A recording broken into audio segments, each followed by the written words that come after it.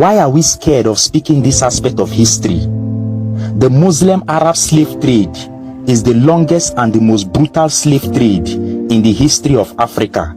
But this is a conversation we don't want to discuss because we are scared of saying that Islam, just as Christianity, came to Africa through slave trade.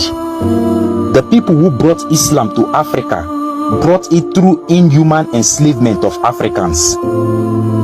Islam came into Africa through the brutal enslavement of innocent African women and children. It was around December 639 AD when an Arab military general named Ami Abin Alas invaded Egypt with the capacity of 4,000 soldiers. The occupation of Egypt by the Arab Muslims marked the beginning of the Arab slave trade in Africa since the 7th century AD and before the European transatlantic slave trade in the mid-15th century.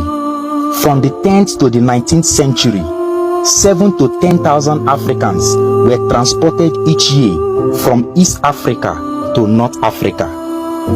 The journey across the desert was very gruesome and brutal, where innocent Africans who succeeded in reaching a place of drinking water died instantly before having a taste of that water. The Arab Muslims gave out African women to Chinese emperors who sexually abused them as sex slaves. It is believed that African women who became pregnant for Chinese lords and kings were buried alive with their baby.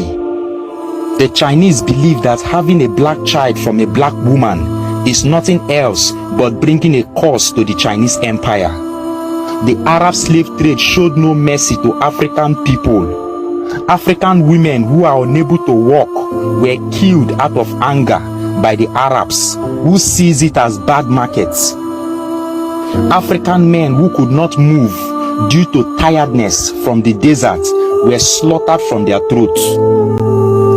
African women were raped continuously by the Arabs, who forcefully took them from their African communities. This is a conversation we are supposed to have, but many of you love TikTok comedy videos than your African history. The fact is that over 80,000 Africans were killed in the desert each year by the Arab Muslims. North Africa is no longer African. The Arabs have reduced the population of the region and introduced their Arabic culture, just as they have done in Egypt. Look at Egypt today. They are repainting the ancient artwork of our African ancestors from black to white. They are destroying the Negroid features of our artifacts built by our ancient African ancestors.